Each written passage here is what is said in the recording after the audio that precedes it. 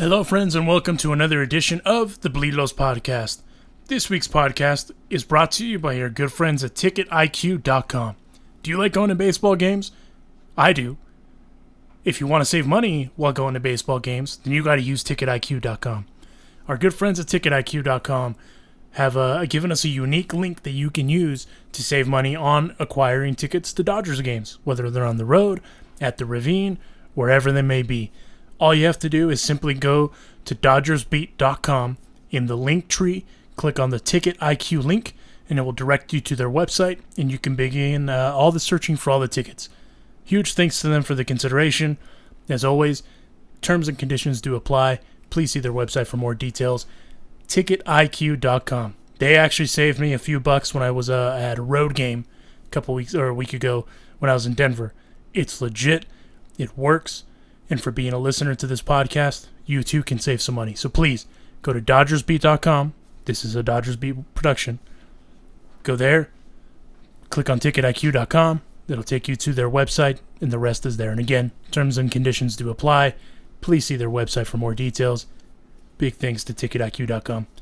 Also brought to you by our good friends at FOCO. Do you like Dodgers memorabilia? I do. Do you like Dodgers knickknacks? I do. Well, for being a loyal listener to this here podcast, if you click on the link for the description for this podcast, it'll take you to FOCO's website, right? Once you're there, add whatever you want to your cart, whatever it may be. Upon checkout, for being a loyal listener to this here podcast, you will save 10% on your purchase. As always, terms and conditions do apply. Please see FOCO's website for more details, FOCO.com. Huge thanks to them. We're actually doing a giveaway with them right now. If you go to our Instagram, you will find all the details for that giveaway for a Los Angeles Dodgers straw hat.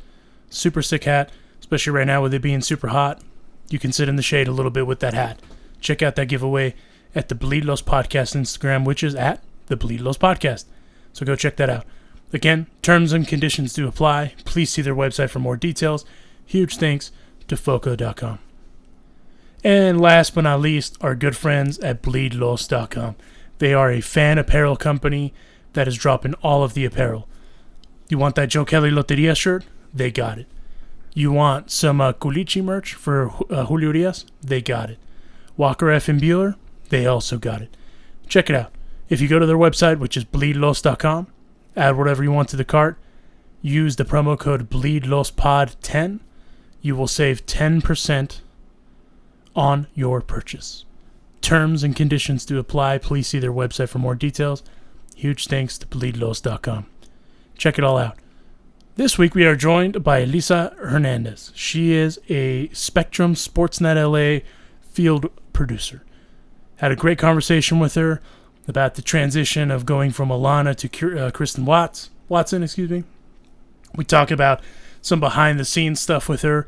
And we also kind of get just the skinny on what it's like to work, for the Lakers, for the Dodgers, the Sparks, USC, all that fandom in the Southern California region.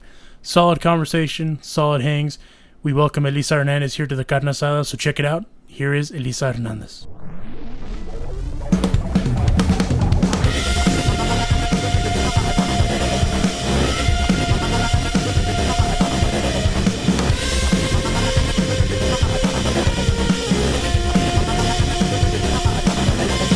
Hey fans, this is Todd Lights, public address announcer for your world champion Los Angeles Dodgers, and you are listening to the Bleed Los Podcast with your hosts Alonso and Juan, with the babyface gimmick in the sky, Roger.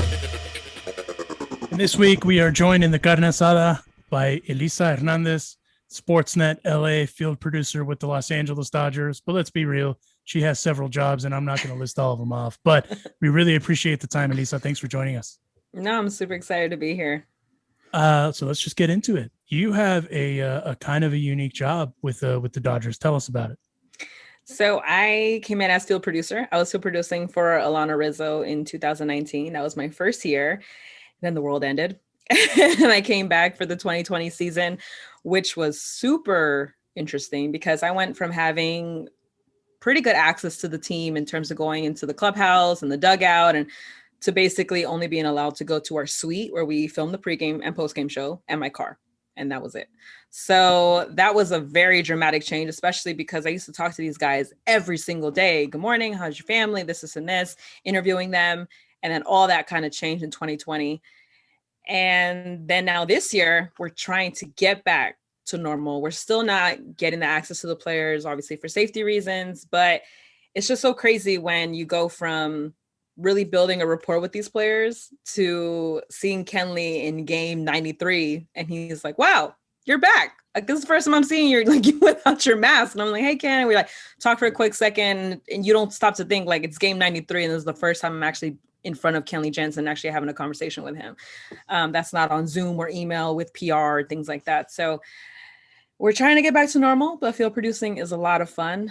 The SportsNet LA crew is great. I mean, Jerry, John, Nomar, Ned, Kirsten, I mean, all of them they make every day fun. And today there was a Rockies game, and it was very hot, but we were able to make sure we got the walk-off done, everything. So my hands are pretty much all over the show, and I'm always talking to PR and making sure we get all the right players to come on. No, and especially with it being weird, we've had John Hartzung on, we've talked to some of those guys, and they told us how weird the world was before it all, went to where we are now, where it all got shut down. So I can't even imagine how weird it would be. But a part of the reason, that we wanted to have you on as well is there was kind of a monumental thing that happened this week. For the first time, I believe ever, correct me if I'm wrong, I could be, it was an all women's broadcast earlier this week with one of your former colleagues in Alana Rizzo. And I will say it's been nice to see the female component for all sports, not just baseball, over the last several years, because in my opinion, some of the best lead anchors out there are women. And I feel like they don't get the props they deserve. Alana being one of them, because she's damn good at her job and she's damn good at a lot of stuff that she does. But talk to us a little bit about kind of, because again, you talked to us about the Kristen component, how that shift has been from Alana leaving to where you are kind of now. So when Alana left, it was one of those bittersweet moments for me, because she was someone I always looked up to. Even when I worked DodgersNation.com, I was their host there, and I met her at FanFest, and we had maybe a 5-minute conversation. And then, 3 years later, I'm applying for this job, and I mentioned to her like, oh, I met you at FanFest. And she's just like, we talked about the Broncos. And I'm like, yeah, I'm a big fan. And she's like, oh, I remember you. And so we had that connection. So we really grew from being just colleagues to actually being friends. And so for me, seeing her leave, I was sad, but I knew that she was going to do great things, and going back to MLB Network, and obviously being part of history with the all-female crew, and switching to Kirsten. The interesting about that is I actually worked with Kirsten at NFL Network. And so I actually knew her before she got this opportunity. So me and her would always talk about, getting our big break and being able to be on camera and things like that. And we would talk about it all the time. So when she got the job, I was so happy for her, because to me, it's like, that's my friend, like, oh my gosh. And then I got asked to come back as field producer. And so for me, it was just kind of a no-brainer to say like, okay, like, this is her moment. I want to help her transition. I want to help her any way that I can. And so it's been great, because she's left one job, but she didn't necessarily leave everyone. So she's not going into a completely new situation, because I was able to be there with her. And it's been really interesting this year, because like you said, we went from just doing Zooms. We had our first in-person interview. She had it with Cody Bellinger, and that was like 65 games in or something like that. So it's been an adjustment period for everyone, because people always kind of wonder like, oh, where's that rapport? And the truth is that we just haven't been able to talk to these players face to face in months. And for me, who met these guys in 2019, it's also been over a year that they haven't really seen my face. Like, they heard my voice and things like that, but it's been a while. So you're almost reintroducing yourself to the team. But it's been a fun season so far. Hey, Elisa, so what we were talking about earlier with this week was the first time ever there was an all-woman broadcast in Major League Baseball. Melanie Newman, the Baltimore Orioles play-by-play person, Sarah Langs was doing the color commentary, and your old friend Alana Rizzo was doing the sideline reporting. So there's going to be a bunch of young girls that are going to be seeing that for the first time and is probably going to motivate them to go into broadcasting. Who motivated you to go into broadcasting? How did you get into broadcasting? I know you went to USC and you have your journalism degree, but where did your love of sports come from? So my love of sports came from my older brothers. I was a really big tomboy growing up. My sister is more of the girly girl of the family, even though she's the one that really loves the Dodgers, and I kind of came later to that fandom.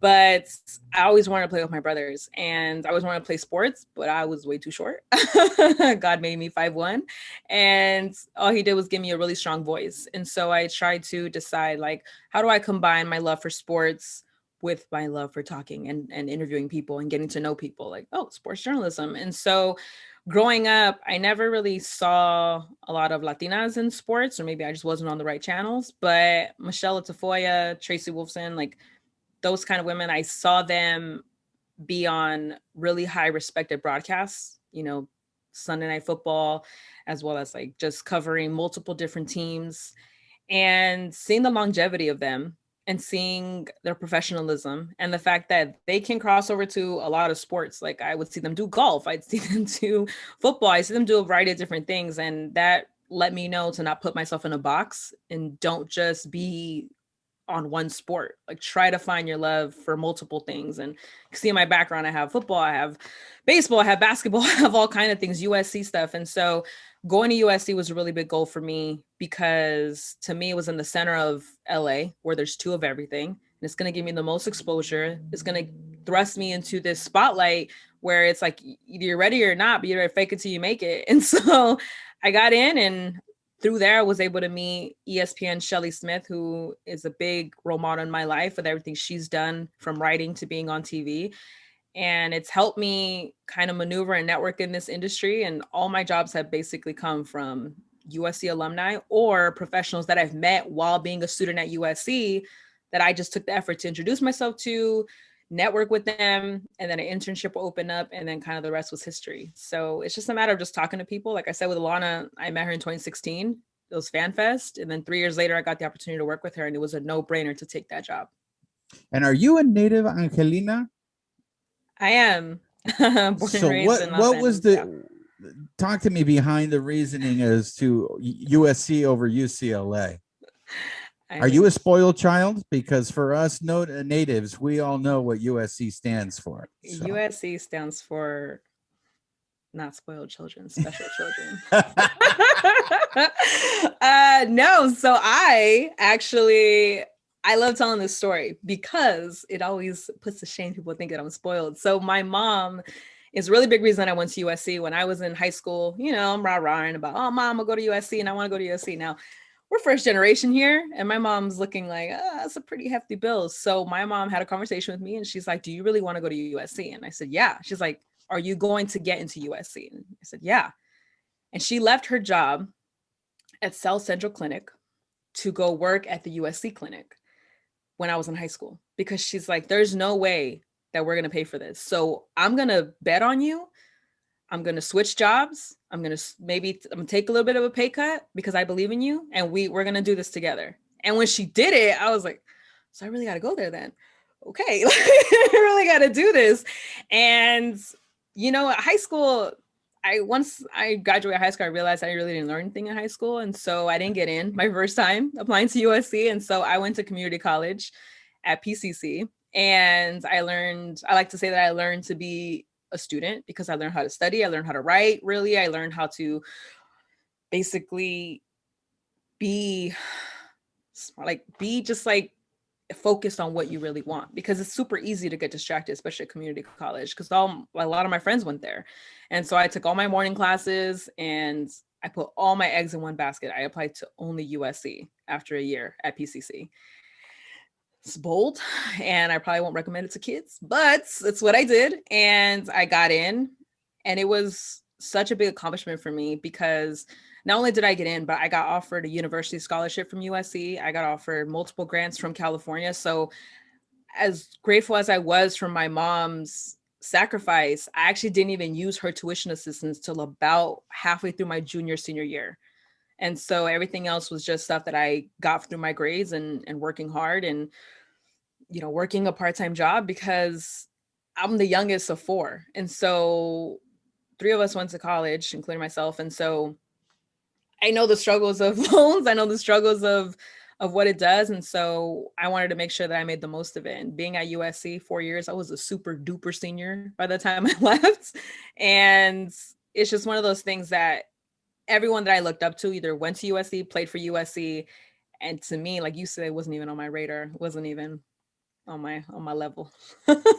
I had to follow up with you on this because I think I know at least we have 2 first generation immigrants on this show. But being that you are first generation, your family's from El Salvador, did you ever feel, I feel that the first generation immigrants have this burden on them that they have to justify the journey that their parents made. And that was, them leaving their home country, coming to a country that they don't know. There's a lot of pressure on the children of immigrants to succeed in order to say, you know what, you made the right decision. I mean, you just mentioned it. Your mother made a huge decision. You have to let me know what she did for your siblings, because for her to do that for you, might have been the favorite. Yeah, obviously you're the favorite. But did you feel any of that pressure that I feel that a lot of first generation immigrants feel?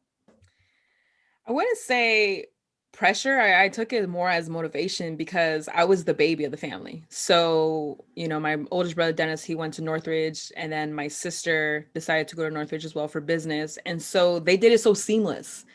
And I was aiming really high. I was aiming at a private university where the acceptance rates is low. The transfer rates are even lower. And I just had to say, like, okay, I can do this. My mom believes in me, and like, that's kind of all I need. And so I just took it like, I have to be better. I have to learn from the mistakes that my siblings made. I had to learn from things that I've done. And when I applied to USC and I got in, I knew the pride that it was going to bring to my family. My dad is, he has, people always ask me what he does. And I'm like, he does a lot of things. He manages buildings, he does construction, like he paints, he does a variety of different things. He's my Superman, but he didn't go to college. He didn't finish high school. And I know for him, it brings him a lot of pride that his kids, he can put, Pepperdine dad and Northridge dad and, USC dad on his car, because to me, that's the kind of motivation it gives me. And to see everything that my dad has done for my mom, coming here to having a house, to building her dream house by the time I was in high school, it just showed me like, I don't have any excuses. So I didn't take it more as pressure. I took it more like a challenge. Like I took it more like, all right, I got to one up you guys. So my brother always jokes and he's like, yeah, I went to play college. You went to real college. And my sister's like, why do you think I went to Pepperdine? I had to, I had to one up you with my master's degree. And so it's just kind of that motivational fun that we have with each other, because we do understand that my family went through a lot. My, coming over here, getting their citizenship, learning the language. Like I said, my dad not going back to school. My mom was the bookworm and she went to college, but seeing both roads that I could take showed me that it's not really your education. It's what you decide to put your mind to. Like my mom used to tell me all the time, like, I don't care what you do. This is before she like learned my love for sports. She's like, just do it well. Doesn't matter what you do. Just be the best at whatever it is you want to be. And I had a bunch of odd jobs before I landed with the Dodgers. Like I worked at Bath and Body Works. I worked at a doctor's office. I worked as a cleaning lady with my dad. Like I did everything. And so meeting all those different types of people and seeing people find joy in things that people consider beneath them shows me that it's really on you and what you make of each challenge that kind of comes your way. Take that for the USC slander, Juan. In your face. Hey, man. I'm just asking the questions that our listeners want to know. Okay. Because we have some UCLA alumni that listen to the show. So that's all I'm saying. Maybe you should tell them to hang out at the Rose Bowl and to pipe down. Just stay chill. Keep it chill. Which USC has the most wins in, may I add? But I'm not gonna see. I didn't even have to say a whole lot. It spoke for itself. You know what I'm saying? Elisa Hernandez is joining us here for a few more minutes. Elisa, I'm curious because of all the jobs that you've had, you've been a video editor for the LA Sparks. You've done some sports interning. You know, I know you did stuff for USC, sideline reporting wise, Lakers as well. Yeah. You know, the NFL Network. You know, it's an impressive resume. But I'm kind of curious, who was a person that you came across out of all those jobs that just had you starstruck to the point where it's like, you know what, I just don't even know what to say right now?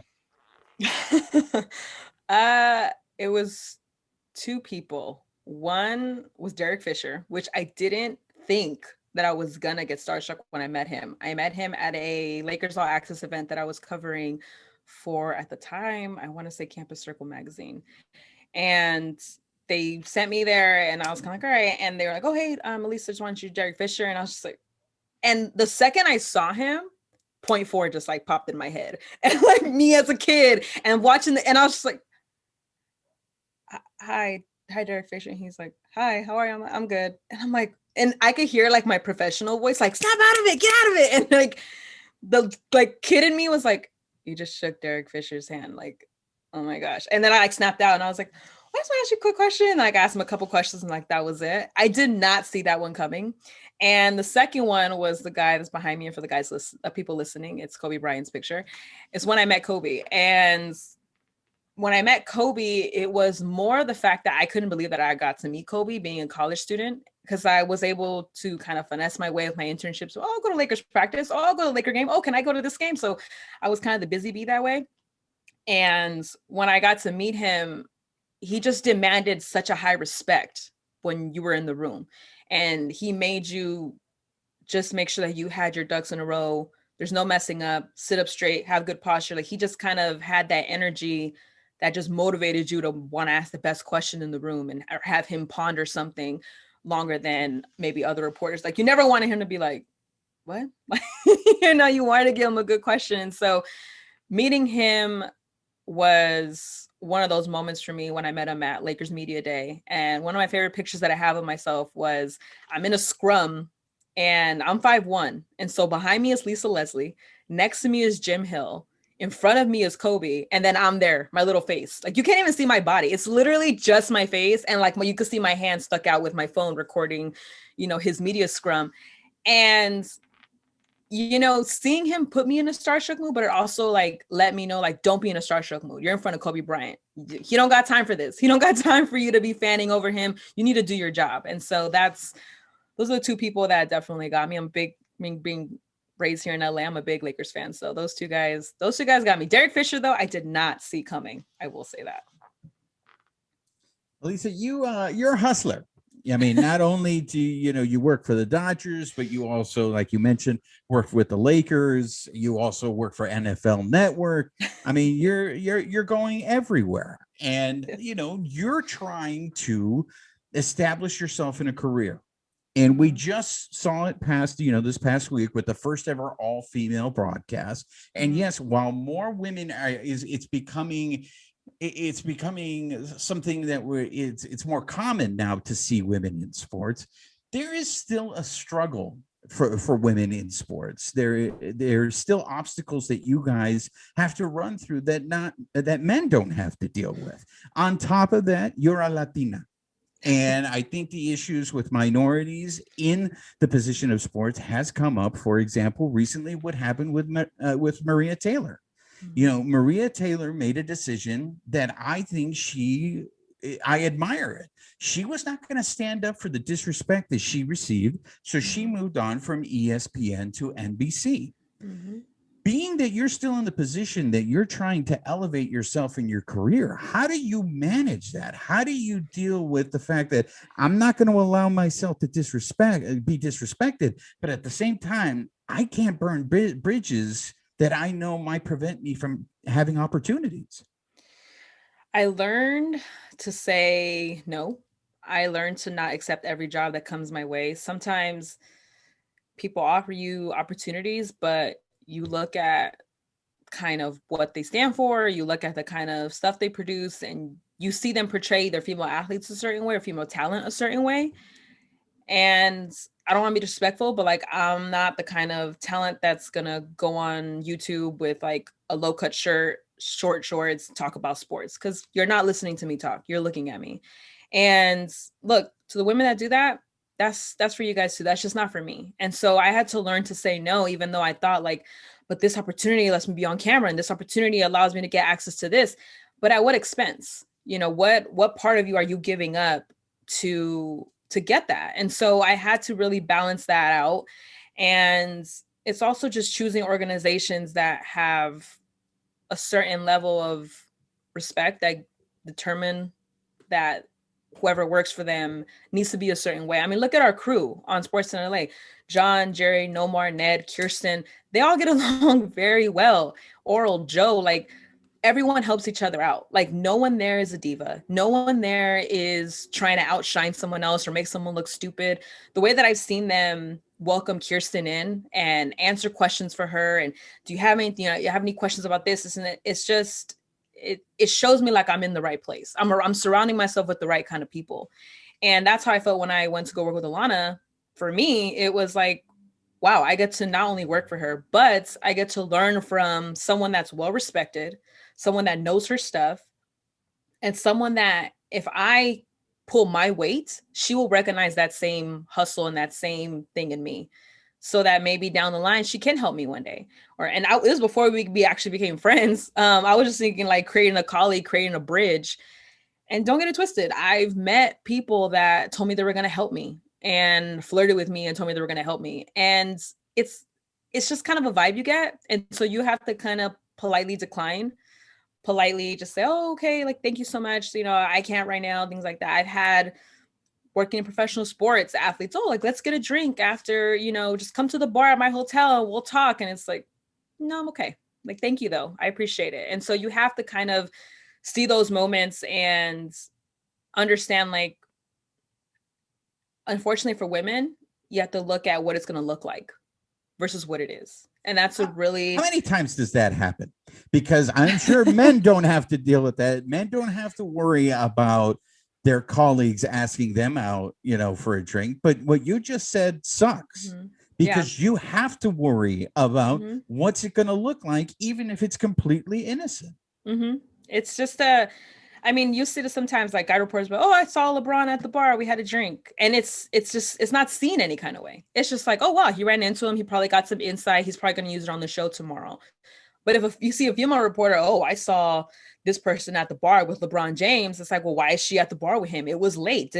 When in reality, she was probably just having a drink. LeBron came down, got a drink, saw, oh, hey, what's up? And left. And I talked about that with a few female reporters, especially when I got into this business, like Shelly Smith, Alana, and they all kind of told me, like, everything matters. How you stand, what you're doing when people aren't in the room to interview. I think one of the biggest things I learned, especially going to the, you know, the clubhouse or the locker room, we can't wander. We can't just like look dazed out, you know, because guys are changing. So I'm either looking at my notebook, my phone, the floor, or the ceiling. Sometimes, like when I would go to post game to interview the guys after the Dodger games, I would literally walk in, you know, Austin Barnes is coming out of the shower. I turn around, I tap my audio guy, and I'm like, hey, let me know when he has pants on. And he's like, cool. And I'm literally just standing, looking at the floor. And then I get tapped on the shirt. You're good. And then I turn around. I'm like, hey, Austin, can I talk to you? Oh, yeah, sure. Puts a shirt on, do the interview, and then I'm done. Because I can't be caught wandering. I can't. It's just because it's what it looks like. And so you always have to kind of take that with a grain of salt, the way you dress, the way you stand, you know, the way you laugh. I mean, it's literally, you have to watch out for so many things because you just can't have those same relationships with the players. Now, you can have a relationship with the players, but again, my little rule is like, I will talk to you during regular business hours, 8 a.m., 6 p.m., the latest. And if you're on the East Coast, probably 4. And that's it. And then that's just what, and if a message comes in, I will wait till the next day to respond. Because I also, like, you can't, as a woman, you also can't just assume every guy that messages you is gonna try to hit on you, because then that's just being unfair to the other side as well. Like, you can have male colleagues, you can have relationships with players. And I have those where it's completely platonic. And I ask them questions, or I say, hey, you know, how'd you feel about this? Like, or like, why were you wearing the All-Star game gloves today? And things like that. And it's fine. And so, but it's just a constant battle. It's a constant balancing act. And so you realize that it is part of the game. But I hope that women in sports just continue to be more of a normal thing. And it stops being a big deal when a woman does play-by-play, and it's just her job. And to follow up on that, so I work in radio. I do ESPN radio stuff. As you know, the dynamic is not all that greatly cultured, if you will, especially amongst, a lot of white guys, a lot of that, right? In my opinion, some of the best sideline reporters I've ever dealt with are women. Holly Rowe, I will give her props until the day I die, because she's one of the best at what she does. Mm-hmm. But with that, the subtle racism, if you will, to a certain degree, I know is a thing.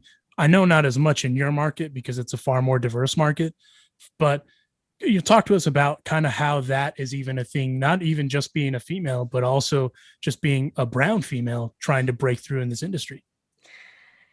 That was a little bit of a struggle for me at first. So I have really good lighting on, so I look a lot lighter. But, when I'm in the sun all summer, I get dark. And my dad calls me la negrita, because I'm actually the only girl in my entire family that's dark skinned. And I get it from my grandfather, my dad, my brother. We're all this kind of tone. My uncles are all darker tone. And all of my other siblings are very light Latinas, like literally like this kind of light. And I used to tell my mom, like, man, if I look like my sister, I would be on TV already. And she would just be like, you can't look at it that way. Like, you have to just look at it like you are you, and you need to be proud of that. And so I would literally apply to markets in different states. Like, I was not picky. I was like, I'm going to apply to everywhere. Arkansas, Wichita, Texas, like, it doesn't matter. But what I would do first is that I would look at who they had on their crew. And I would look at their sports department. I would look at their news department, their weather department. And if it was primarily Caucasian, I'm just like, I'm not what they're looking for. And so I wouldn't apply. And part of that hindered me for a little bit. And then finally I was like, you know what? I'm gonna just put myself out there until someone says yes. And so lucky for me, I kept getting opportunities here in LA, and the Lakers said yes to me. I was their in-arena host for the 2016-2017 season. And then following that, I worked at NFL Network, and then I got my job with the Dodgers. So I just had to realize, like, I can't control any of that. All I can control is what I bring to the table. And that's one thing that I learned from Alana. It was like, you can't worry about other people. You need to be the best at who you are and what you can do. And guess what? It'll get to a point where no one can deny you. No one can deny how talented you are. And I feel like that's where we got with Maria Taylor, where she just got so good. There's no denying that. So, and she was working the business 10 years. And one of my favorite things to say is every overnight success is 10 years in the making, because it's true. People always think like, oh, Maria Taylor probably got favorited, and that's why. It's just like, she's been doing this for 10 years. 10 years. She just got to do College Game Day, and then she moved on to the NBA playoffs and then the NBA finals. Everything is a work in progress. And so you just have to trust that your time is going to come. And one thing that keeps me going is that people like Shelly Smith, people like Alana, executives that I know at ESPN, I'll send them my stuff and they're just like, keep going. Like, if I hear anything, I'll let you know, but don't give up. And I'm like, no, for real, tell me if I suck though, because I got to pay these bills. And if I need to be a producer full time, like, I need to know that kind of now. And they're just like, don't give up. Like, you're good at this. Like, you can do it. Like, we recognize it. And unfortunately for me, COVID hit, and a lot of stuff that I had lined up fell through because no one knew where things were going. And so when I see like a Maria Taylor, when I see him like a Malika Andrews, who's 26 and did great in the NBA finals, it's just like, look, everything happens for a reason. Everybody's time comes, and you just have to be ready for it. So I just try to market myself as much as I can, meet as many people as I can. And you realize that all the behind the scene guys is a very diverse group. And so I just have to make sure I try to climb that ladder, and I try not to step on nobody, because I know what it feels like to be stepped on. So, Elisa, you are in an interesting situation in the sense that you work for a company who's partnered with a Major League Baseball team. Yeah. So there is a partnership there. And you already talked about it earlier. You hinted at the fact that you have to be very careful in terms of appearances. Mhm. How is it that you and your team balance that line between being journalists and asking the tough questions, but at the same time maintaining those relationships with those players? Because I feel that now with COVID, it's very easy for the players to avoid having to answer certain questions Mhm. because all they have to go to the Zoom room. I mean, recently we just had Starlin Castro with the Washington Nationals have an incident with domestic abuse. You know, these things happen. Situations happen privately in players' lives that they clearly don't want to talk about. Now, you being that you work for a company who is partnered with the team, if you start asking questions that maybe they don't like, they might start cutting out your access. And if you lose access, that's going to be your job, right? So how do you balance that? How do you balance the situation where these are conversations we have to have, but yet nobody wants to have them? So for us, we're in a, like you said, we're in a unique situation, mostly because like we are the home network of the Dodgers. And so we really focus, we're basically like the home, we're the home team. Basically, we're homers. And so a lot of companies can't do that. Like you have to be objective and things like that. We're very much the homer team. And so we are never gonna put a player in a position where they feel uncomfortable, where we know their stance on it privately. For example, like the past couple of games with the umpire callings and things like that, we know that if players call out the umpires, they can get a fine, they can get things like that. Us as their home network, we're going to protect them in the sense like, I'm not going to set up Kenley Jansen to say, what you think of the umpire calling tonight? Do you think that's what cost you this? I'm not going to do that. And because that's putting the player in a position where they probably want to give an honest answer, but they also know like, I really don't want to get fined, or I really don't want to get a letter, or I really don't want to get in trouble. And so we're never going to put them in a position. If we know of an injury, you know, it's not for us to tell on them, you know? And so we kind of just protect them as much as we can in that way, because we want to make sure that we're telling their stories. That's one thing that we do every time we meet the players. One thing that I would watch Alana do, like I remember when Matt Beatty got called up, she went to Matt, she introduced, hi, I'm Alana Rizzo. I'm the sports reporter for SportsNet LA. I just want you to know, like, I'm here to protect you in the sense of, I'm not going to break no news. I'm not going to sit here and call you out about negative things. Like, I'm here to help your career. I'm here to let you know that this is your platform to tell me stuff about yourself, things like that. So we're in a different situation in that way because, like you said, we're very connected to the Dodgers. And so we just kind of toe the line of like telling the story of the game. And that's what we're focused on. And right now with the team, they're really focused on winning a championship. And so we kind of just toe the line of making sure like we're getting fans the access that as much access as we can get them. But one of the good things about our guys is they are not scared to face those questions if they do come. And they're not scared to be honest if it really means a lot to them. I mean, even like when Kenley had the blown save the other night, it's Zoom. He could have easily just not got on, just walked out. And he decided to face every reporter, every criticism. He answered the questions about fans booing him and things like that. And so for us, it's just, we're just there to kind of cover the team, get players to tell their stories in their own ways. And I think that's why Backstage Dodgers is so successful. And I think that me as the field producer and Kirsten as the reporter, we're just there to kind of cover it day by day as it goes. So right before the All-Star break, there was a situation where Jerry Hairston was very critical of Will Smith, in particular with a play behind the home plate. Mm-hmm. Does Jerry Hairston have more leeway in being critical because he's a former player? Like, did he call an audible and he just went on the show and he said, hey, you know what? I'm going to call out Will Smith? Or is that a conversation that the producers get together and they go, okay, this is what we're going to talk about? Or what happens there? Like, does he have more leeway because he's a former player?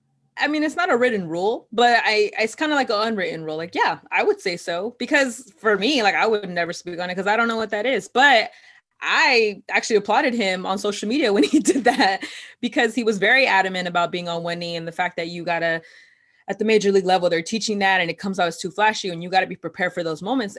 and that's what I'm trying to tell you. It's we are not afraid to call them out for certain things. And because some things are just very obvious. So when a mistake is made, we're not going to act like that mistake wasn't made. And if Dave Roberts gets ejected, we're not going to just act like he didn't get ejected. We're also going to ask him about that. And so we're not gonna ignore those kind of things. And for me, I leave it up to the guys that have played this game, the guys that have won World Series, the guys that have really been in the trenches to kind of give that input, because no one's gonna know it better than them. And that's one of the reasons that I love working with No More and working with Jerry, because they are not shy about saying it how it is sometimes. And as fans, I think that's refreshing because they understand, like, okay, we're the home team. You know, John, Kirsten, they're going to report the news. And Jerry, Ned, and Nomar, they're going to give their solid opinions of the state of the team, the state of players, and if they deserve the boos or if they don't.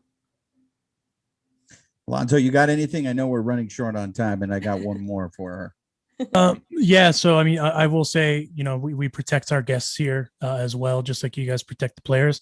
Fuck Vic Carapazza. That strike zone was trash. I have no problem saying that.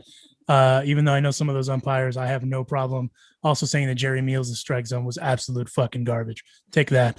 But my last question for you, Elisa, where do you see the evolution of women, not just in our game, but the NFL, you know, the NBA, because obviously there was a little bit of controversy with the NBA finals as well, with that stuff with Rachel Nichols and I forget her name. Please forgive me. Don't Maria Taylor. Maria Taylor. Thank you. Yeah. I'm horrible with names. I apologize. Okay. But I mean, but I mean, at this point, I'm glad to see that, like I mentioned when we first started, that evolution of seeing, Rachel Nichols in her own right is also really good at what she does. Mm-hmm. Right.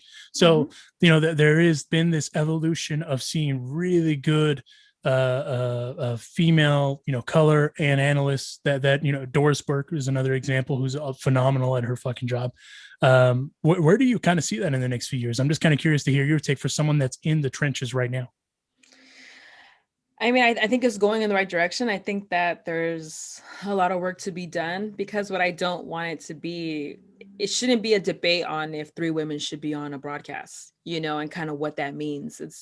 I think you should get it if you're contributing to the conversation, if you're going to have insight to the teams, you're going to have insight. And one of the things I liked about them choosing Malika Andrews was because she had covered the Bucks before, and she had kind of been in the trenches with them when they were kind of building up Giannis to the championship level that he was at. And so when she got that opportunity, for me, I was like, that makes sense, and I respect Rachel Nichols. I respect Maria Taylor. I respect Malika Andrews. And I think the biggest thing that I don't want to happen is that we fight amongst each other to get one spot versus fighting the fact that there's only one spot.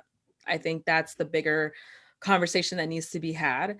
And the way I look at broadcast, the way it's been for a long time, there's normally 4 men, 1 woman. And that's been like the way that it's kind of been always. And it's never really bothered me because everyone seems to get along well. They give good insight. No one has seemed like, oh, he's only there because he's a guy. She's only there because she's a girl. I've never taken anybody that way.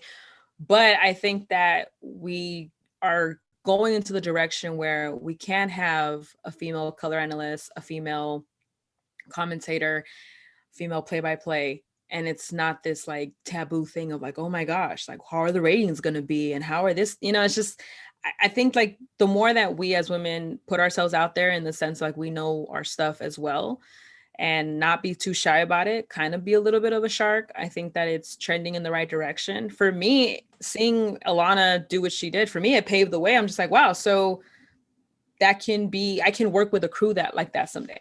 I don't just have to set my mind on one thing. Like I can either be producing on a show like that, or I can be on camera on a show like that. I just want to make sure that I'm able to do the same. Like you said, being a more brown tone Latina, like I know like not a lot of women that look like me are on TV either. And so whenever I get the opportunity to do that, I hope that I can inspire someone else to say, wow, like, okay, it doesn't matter if I'm a darker skin Latina or a lighter skin Latina. Like if I know my stuff and work hard, I can get there. So, the NFL working there, I I see a lot of behind the scenes work that we're trying to do. And I work with the international team as well as the US Hispanic team. And we're really trying to branch into that market and appeal to those fans. And so I'm taking that opportunity as well to kind of let them know, like, hey, I'm a US Hispanic fan. I can appeal to that market. And so coming up with ideas to unite cultures, to unite different people, I think that's going to open up the doors to allow more access. And with more access comes more opportunities. And I think that's where we're at now. We just can't have it one door. It needs to be multiple doors for multiple people. And a low key shout out to Renee Young, who broke those doors for WWE by doing a color for them. We are all wrestling fans here, and no, no kayfabe. Renee Young did the damn thing. So I mean, it's one of those things where we're seeing evolution on all the sports, and I'm happy to see it. I'll be honest with you, because like I said before, and I'll say it again, some of the best sideline reporters, best studio analysts, they're female, and yeah, they may not have played at in the NFL for obvious reasons, but they're still damn good at what they do, and I think a lot of them don't get the props they deserve. No, I agree. And honestly, my friend Rain, she's actually entering a contest to be in, I want to say, an arena, like the people that introduce the wrestlers that come in. She's in a contest right now, I think for AWE, I think it's called. Oh, AEW. AEW, yes. So I think she's doing it for that. But like seeing her put herself out there, and when I met her, she was a very quiet girl. And now like she has a whole TikTok and she's doing this whole campaign. And for me, it's just like, yeah, put yourself out there. Like, why not? Like, like the worst thing that's going to happen is you don't get it. But guess what? You don't know who's going to see you. You don't know who's going to watch you and be like, oh, like she might be good maybe for this different company or this different blog to do X, Y, and Z. And so, like I said, it's just a matter of putting yourself out there and taking opportunities. And that's one thing I had to learn. I was really shy about my work. Why? I don't know why. I produce a lot of Super Bowl promos and Super Bowl, hype reels and things like that were aired and sent to different countries to be aired. But I was like, oh, I don't know. I don't want to put it on Twitter. I don't want to put it on Instagram. And it's like, why the hell not? Like, just do it. Like, so who cares? Twitter, you're basically talking to yourself and hoping someone talks back. So Facts. Yes. If it isn't everyone's fake mad about something, you're just hoping someone heard what you just said to yourself. Exactly. So it's basically a big running diary. So I try to be better at that. And so I'm trying to connect with fans more and just show them kind of what I'm capable of, because you never know who's watching. Truth. My friend Juan has one last question for you. This is how we end all our shows, okay, Elisa. So we're all about the taco culture on this show. But before I go there, I do want to ask one thing, because you came in hot on Twitter on this. So I just have to ask you. Oh, no. Is booing being critical? The reason why I asked I feel like that's not a yes or no question. The only reason why I asked you, I know why. You came in hard defending Kenley. I did. And all I'm saying is there is one thing. I mean, I myself, I think you have to reserve your booing for other things. Like when the Astros come into town, you bet your ass I'm gonna boo. But the Jansen thing, I just think the reaction, I think the fans took a really bad hit there. I feel like people were really hard on the fans, and I just feel like people didn't take into consideration all the outside factors. The Dodgers win that game and they're in first place. Yes. They're frustrated. The team has just been dealing with injuries. So to me, the booing is frustration, and I feel that fans have a right to let that out. Now, the fact that people came out there, Dave Roberts calling the fans classless for booing, I just feel like, cut these guys, cut the fans some slack, because this is not the first time that Jansen has been booed. Okay, true. So for them to all of a sudden just all pile on the fans, I feel like the fans had a right to boo. Now, whether they should have booed or not, I feel like they were just letting out their frustration. But I know you came in hot on Twitter. I did. I want to hear your take on this. Why shouldn't we not boo Jansen? Well, for me, I took it as we're at home. We're facing our rival. To me, it's like this guy has been a lifelong Dodger. Yes, everyone goes through struggles. Everyone goes up and down. And it's funny because I had somebody respond to me on Twitter and they sent me the GIF from Titanic where it's like, it's been 84 years. And I was just like, dang, I was like, his perfect June of saves was 84 years ago. It's like, and so that's kind of what I replied because yes, we're all very passionate. And me being a Dodger fan, it's hard for me sometimes to hold back kind of my fandom to be like, or like, because I'm sitting right by the dugout. And so I can't sit there and act like I'm just sitting in reserve with a michelada in my hand. I can't act like that. So I have to kind of reserve that. I understand the fans' frustration. Yes, they have the right to express it. Yes, they have the right to boo. But for me, it hurt because I know how hard Jansen works. And I know that no one feels it deeper than him. And he's worked so hard to come back and be that closer for the Dodgers. And for us to kind of boo him in front of our rivals, it was like, really? Like, really? It's like, for me, if I was a Giants fan and I'm seeing this team boo their own guy in their own house, like, I'm just sitting back. I'm just sitting back and watching you guys do the work for me. So for me, it was like, you know what? I think my exact tweet was, let the praise be as loud as the disrespect. And then I said, when the time comes, let the praise be as loud as the disrespect. And I say that because if you're going to boo, do that. But when Jansen does what he needs to do, those boos need to turn into cheers, need to turn into, when he had the save the other night, I had 4 fans were like, I love you, Jansen, I love you. And it was such a flip from like the other night. And so I just say, look, if you're going to boo, if you're going to be critical, when the time comes, that's fine. But make sure you give the respect and the praise when that time comes as well. Well, yeah, but I feel like that's what fans do. Fans will boo when things go wrong, and when things go right, he's my favorite player. I never doubted it for a second that he was going to pull through. That's what I'm saying. Just let it be as loud. Loud, because the boos sometimes outshine like when they be praising him. But he had a really great June. We're just having a conversation of the fact that he should have been at the All-Star game. He did not have the outings that he wanted to have in Colorado and then against the Giants. And I know that for him, Jansen, the reason I have a lot of respect for Jansen is because he understands that. I think we take it harder sometimes because we see how hard he works. And then for him, he always says like, look, I know. And guess what? When they love me, I'm here. And when they hate me, I'll work hard. That's his mentality with it. And that's one of the things that I respect about him, because like I said, when he had that blown save, there he was walking into the media room, sat down, took every single question, and then went home to meditate, which is what he told Kirsten Watson, how he put that behind him and came in for the save against the Rockies. Yeah, like I said, that's what fans do. We were all at the game on Tuesday, mind you, the only game the Dodgers won against the Giants that series. And I think after Josiah, that was a draining series. Yeah. It was emotionally hard. After Josiah Gray gave up his 55th home run in the game, every fan around our section, babyface, back me up on this, was dropping the F-bomb, was saying this guy needs to be sent down. This guy sucks. How is that any different than booing?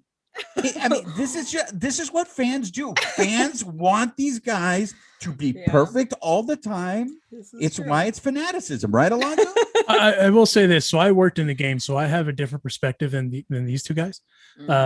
Because I know deep down inside, Elisa was next to the dugout like, oh, fuck. Like, but you can't say that out loud.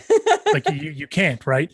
But I told these guys in our group text, the booing and all that jazz, I agree with you. The praise better be as high as the disrespect, right? But in my opinion, the sorts of franchises that do that sort of stuff are the entitled franchises. And I don't think the Dodgers are an entitled franchise. I usually refer to those franchises as the Phillies, the Yankees, the Red Sox, those sorts of franchises that boo their players. And I personally, I took it like how you did, Elisa. I took it personal. And I thought it was out of line personally, because again, this is also the same fan base that thinks that Dave Roberts should be fired every time that something goes sideways. And I don't think that at all, because if anything, he's probably one of the reasons we're still in it, if we're being 100% honest, because he's had to manage and this kind of puzzle piece of a lineup. So I will side with Elisa here and spit in your face, Juan, and say I do not agree with what you are saying. I'm sorry. I'm not spitting. All I'm saying is, but fans. fans have a right. I don't deny that. They are fanatics. It's the whole definition of the word. I'm saying, yes, fans are gonna boo. That's what they do. But for me, like I said, I just took it like we're at home facing this rival, and you guys are booing this guy at home. And granted, for us, it's very much like, well, what have you done in July? June was in June. That was a long time ago. Right. But it's just like when that fan messaged me, he was like, well, it's been 84 years. And I was like, he was literally perfect 7 for 7 in saves in June. Like, what do you mean? But it hurts, especially because those are games that we should have won. It's games that would put us in first, that would have got us ahead in first because they lost 2 games to the Pirates. I get all that. But again, with the puzzle piece that we had Luke Raley, Billy McKinney, Zach McKinstry playing today's game, and we're trying to, every time I feel like we get ahead, something happens, and then it's like a new puzzle piece has to fit. You know, Joe Kelly was seen limping today. They're gonna look at him tomorrow. Cody Bellinger has a hamstring injury once again. Lux as well. Corey Seager might not be back for a couple of weeks. Mookie Betts is down. I mean, most of our star players are basically not playing. Kershaw's still not pitching, and so and we still have the second best record in baseball. And so for me, it's the way I look at Dave Roberts, and it's so funny because people comment like, he's just too calm and he's just this. And it's just like, I see him, I guess if I'm on a plane and there's turbulence on the plane and you see the captain's in a cool voice, the stewardess are still handing out cookies and drinks, and you're just like, you know what? Everything's going to be okay. Now, the second that I see them strap in, we're in trouble. And so for me, I like when Dave Roberts is calm because I'm like, that means that everything is okay. I have said that Dave Roberts is this team's Phil Jackson. I've used that comparison. And I don't he's managing a lot of stars. He's managing a lot of stars and a lot of talent. And someone ripped me on Twitter for saying that, but thank you for saying what you just said, because it's like, like any other team that had, even the 90s Yankees, if any other team has that amount of injuries, I don't think they're as talented as this group still is and is weathering the storm as good as this group is. So all things considered, the fact that they're 60-40, if I'm not mistaken, or 61-40, and they're still the second best record in all of baseball, and they're still 2 games. Get the fuck out of here! Like, come on, just stop. As a matter of fact, Juan, get out of here. Get out of here. It's the fact that we're getting we're interviewing Mitch White and Billy McKinney and Luke Raley, and we're putting Matt Beatty at first base. I mean, these guys are trying their hardest to contribute and trying their hardest. I mean, you got Billy McKinney filling in for Mookie Betts. Yeah. So, why is it okay to slander Billy McKinney and not Kenley Jansen? That's because he just got here. Because he just got here. Kenley's been here for 16 years. I'm saying Billy McKinney is he's hustling. He has been getting on base. Like, you have to take the good with the bad. I mean, even when Cody was struggling, I saw a tweet the other day, and I think it was from Eric Stevenson. He said, he was like, if you guys are wondering why Cody Bellinger's in the lineup, that catch in center field, that's why. It's like, and so it's a constant balancing act. This week, Chris Taylor was the MVP. We all know that. Max Muncy had his beautiful daughter, so he's on paternity leave, but he's going to be back. And so we basically had bullpen games this week. We were able to manage them to the best that we could. And like I said, the plane is cruising. They're still serving cookies, so I'm not worried. And Juan is 0 for 2 on the slander, so I will take that. I will take that. You've been listening to the Dave Roberts Marching in Chowder Society Hour, ladies and gentlemen. There it is. So, wait till we have Tim Niedenfuer on. Wait until we have him on. All right. So now back to our taco culture, Lisa. This is how we end every show. So you are an Angelina, so we need to know this. What is your favorite taco, and are there any places around here that you recommend that we go get that taco? So, living in Pasadena, and now that I just, my favorite part of the broadcast, whenever we went and Oral and Joe shouted out, is Arturo's Tacos on Fair Oaks. If you ever hear them say, we're going to go get taco on Fair Oaks, that's the truck they're talking about. There's 2 trucks there, and me and my dad love going there. I've been going there for years. I'm an old school girl, so I get just asada tacos with cilantro and the guacamole sauce and cebolla, and my dad's the champurrado, and we're a bottle of Coke, and then we have a good time. So we love that taco truck. It always brings me joy when Oral and Joe talk about it on the broadcast, and I'm like, that's right by my tacos. And so I would recommend you guys to stop by there. So wait, what's the go-to meat there? For me, okay, so I like tasadas from there. My sister's a big al pastor girl, so she loves al pastor tacos, mulitas, burritos from there. Does the al pastor there have a pineapple? Do they put pineapple on top of it? No. Okay. I'm going there now. Just on that alone, I'm going there. They do not put the pineapple on it. No. Just need to know. That's all. And all I'm saying is this: you came in through. I'm proud of you because you are a fellow alumni of the choice. I wanted to. I wanted to save that until the end. You did it in 2018. I did it in 2017, and we went the same length. Okay, I got beat in the following round. I was top 16, went top 8. And some guy, a lot of people made comments because I showed up wearing a Magic Johnson jersey on my appearance on television. Maybe I should have gone with Kareem, but whatever. I went with Magic and I lost. But I just wanted to show that out there because I saw your clip on it and you were very good on it. Thank you. And fun fact, I will say for the record that on that top 8 one, Fred picked me. And I won on the Facebook poll. The only poll I lost on was the NBC.com one. That's the one I lost on. We have the same thing. Fred gave me the victory, but I lost. I know. Because the guy beat me on the. I will say this. I watched the next round, and when I lost, I was like, "How you gonna beat me and lose?" Like, come on now. You should have went to the top 4. Fred is my boy. I love Fred. He's been a big supporter of my career. But I will say this, a little, behind the scenes. In the first round, I had to go up against an African American, and Fred was like, "Why did they put the 2 minorities against each other in the first round? Why?" All I'm saying, and it's just very convenient that the white boys were in the finals. That's all I'm saying. Wow. Hot takes. The hot takes continue from Juan. Hot takes right there. Well, I'm happy that there's no marching in Chowder Society on this show from me today. And by the way, real quick, before we ask Elisa where you can find her, speaking of tacos, I wanted to give a shout out to Guisados.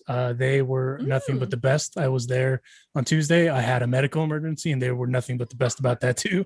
I promised them I'd shout them out. So I'm shouting them out. Guisados, thank you. Your quesadilla de chorizo was fire. If you haven't been there, check it out. No pun intended, because it's spicy sausage for the white people that don't know what that is.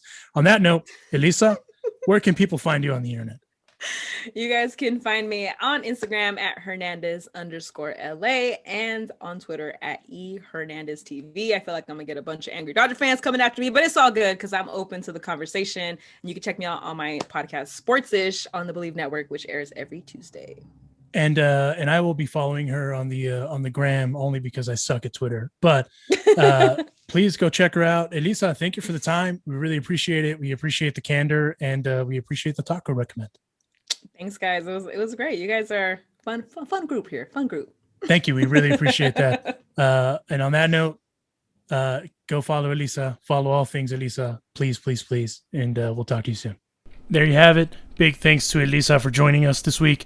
Go follow her. Follow the Bleed Los podcast. Follow myself and Juan at the Bean818, at Blue Revolt Film. Please leave us a review, subscribe, all that good stuff.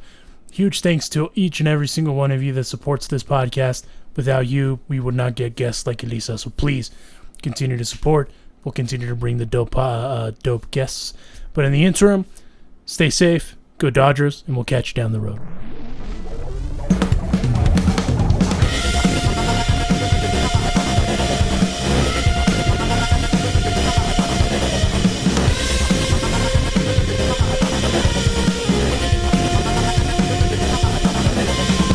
Thank you for listening to this week's episode. Please subscribe and leave a review to the Bleed Los podcast. The Bleed Los podcast is a Dodgers Beat production.